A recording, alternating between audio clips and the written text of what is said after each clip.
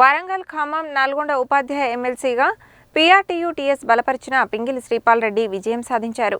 ఆయన తన సమీప ప్రత్యర్థి ప్రస్తుత ఎమ్మెల్సీ అలుగుబెల్లి నర్సిరెడ్డిపై 5,521 ఓట్ల మెజారిటీతో విజయం సాధించారు. శ్రీపాల్ రెడ్డికి 13,969 ఓట్లు రాగా నర్సిరెడ్డికి 8,448 ఓట్లు వచ్చాయి. వరంగల్ ఖమ్మం నల్గొండ ఉపాధ్యాయ ఎమ్మెల్సీ ఎన్నికల ఓట్ల లెక్కింపు ప్రక్రియ ఆద్యంతం ఉత్కంఠభరితంగా సాగింది. ఈ ఎన్నికల్లో మొత్తం 24,135 ఓట్లు పోల్ కాగా అందులో 494 ఓట్లు చెల్లకుండా పోయాయి. దీంతో 23,641 ఓట్లు చెల్లుబడి అయ్యాయి. చెల్లిన ఓట్ల లెక్క తేలడంతో గెలుపు కోటాను 11,821 ఓట్లుగా ఖరారు చేశారు. నల్గొండ పట్టణ శివారులోని ఆర్జాలబావిలో ఉన్న రాష్ట్ర గిడ్డంగుల సంస్థ గోదాంలో ఏర్పాటు చేసిన కౌంటింగ్ కేంద్రంలో ఉదయం 7 గంటలకు అభ్యర్థులు, వారి ఏజెంట్లు, ఎన్నికల పరిశీలకుల సమక్షంలో స్ట్రాంగ్ రూమ్ తాళాలను తెరిచి బ్యాలెట్ బాక్సులను కౌంటింగ్ కేంద్రంలోకి తరలించారు. సరిగ్గా ఉదయం 8 గంటలకు ఓట్ల లెక్కింపు ప్రక్రియను చేపట్టారు. తొలుత మొత్తం ఓట్లను 25 ఓట్ల చొప్పున కట్టలు కట్టారు. ఈ ప్రక్రియ ఉదయం 11 గంటల వరకు పూర్తయింది. అనంతరం మొదటి ప్రాధాన్యత ఓట్ల లెక్కింపు చేపట్టారు. మధ్యాహ్నం 3 గంటల సమయంలో మొదటి ప్రాధాన్యత ఓట్ల లెక్కింపు పూర్తయ్యేసరికి శ్రీపాల్ రెడ్డికి 6,035 ఓట్లు వచ్చాయి. టీఎస్ యూటీఎఫ్ బలపరిచిన అలుగుబెల్లి నర్సిరెడ్డికి 4,820 ఓట్లు, గాల్రెడ్డి హర్షవర్ధన్ రెడ్డికి 4,437 ఓట్లు, పూల రవీందర్కు 3,115 ఓట్లు, టీపీయూఎస్ బలపరిచిన పులిసరత్తం రెడ్డికి 2,289 ఓట్లు, సుందర్రాజుకు 2,040 ఓట్లు వచ్చాయి. బరిలో ఉన్న మొత్తం 19 మంది అభ్యర్థులలో శ్రీపాల్ రెడ్డికి అత్యధిక ఓట్లు వచ్చినప్పటికీ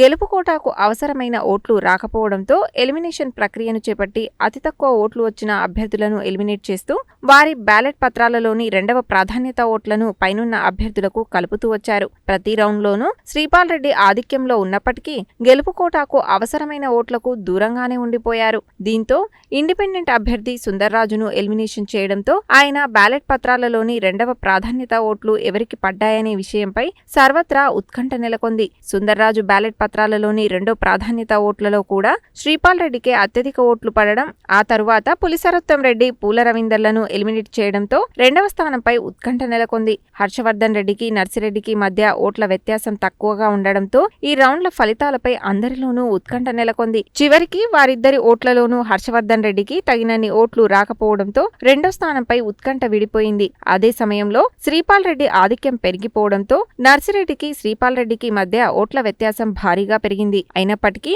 గెలుపు కోటాకు అవసరమైన ఓట్లు శ్రీపాల్ రెడ్డికి రాకపోవడంతో 2వ స్థానంలో ఉన్న నర్సిరెడ్డిని ఎలిమినేట్ చేసి నర్సిరెడ్డి బ్యాలెట్ పేపర్లలో శ్రీపాల్ రెడ్డికి 2,872వ ప్రాధాన్యత ఓట్లు రావడంతో శ్రీపాల్ రెడ్డికి మొత్తం 13,969 ఓట్లు వచ్చాయి. గెలుపు కోటాకు అవసరమైన ఓట్లు రావడంతో శ్రీపాల్ రెడ్డిని విజేతగా ప్రకటించారు. రాత్రి 11 గంటల సమయంలో జిల్లా కలెక్టర్, ఎమ్మెల్సీ ఎన్నికల రిటర్నింగ్ అధికారి ఇలా త్రిపాఠి శ్రీపాల్ రెడ్డికి గెలుపు ధృవీకరణ పత్రాన్ని అందజేసింది. శ్రీపాల్ రెడ్డిని విజేతగా ప్రకటించడంతో పీఆర్టీయూ టీఎస్ శ్రేణులు సంబరాలలో మునిగిపోయాయి. అభ్యర్థుల ఎలిమినేషన్ ప్రక్రియ పూర్తయింది. మరి ఏదేమైనా ఇవాళ ఉపాధ్యాయులు ఇచ్చినటువంటి తీర్పు అత్యంత విలువైనదిగానే భావిస్తూ ఉన్నా. మరి ఇది ఉపాధ్యాయుల విజయం. పూర్తిగా ఉపాధ్యాయుల ఆత్మగౌరవాన్ని ఇవాళ ఈ విజయం చూపిస్తూ ఉన్నది.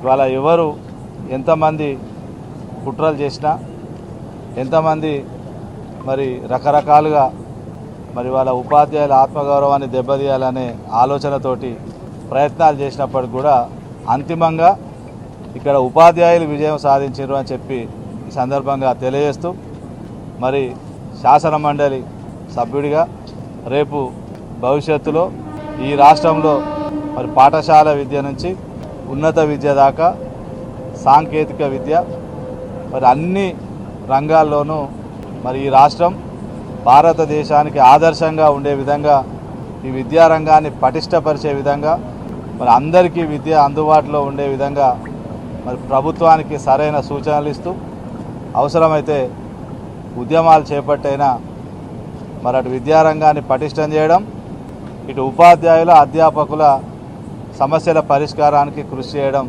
రెండు కూడా సమపాలలో మరి నిర్వహిస్తా అని చెప్పి ఈ సందర్భంగా తెలియజేస్తాం. అలా విద్య అనేదానికి మన రాజ్యాంగంలో డెఫినేషన్లో ప్రభుత్వ, ప్రైవేటు అనేది తేడా లేదు.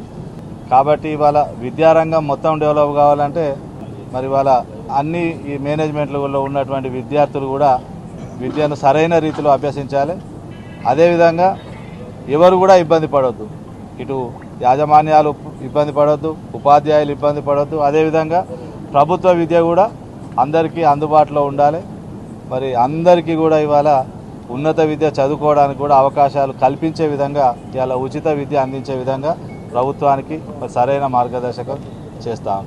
ఇక్కడ జరిగినటువంటి పోటీ ముఖాముఖి పోటీ కాదు కాబట్టి ఇలా చాలామంది అభ్యర్థులు పోటీలో ఉన్నారు కాబట్టి మొదటి ప్రాధాన్యత ఓట్ల లెక్కింపుతో ఫలితం తేలలేదు. సరే, ఇది కొద్దిగా ముందుగా ఊహించిందే. అయినప్పటికీ కూడా ఇవాళ ఉపాధ్యాయులు నా పట్ల విశ్వాసాన్ని ఉంచిరని నేను భావిస్తూ ఉన్నాను. అందరికీ కూడా ఇవాళ ఉపాధ్యాయులకు, అధ్యాపకులకు అందరికీ కూడా పేరు పేరున కృతజ్ఞతలు.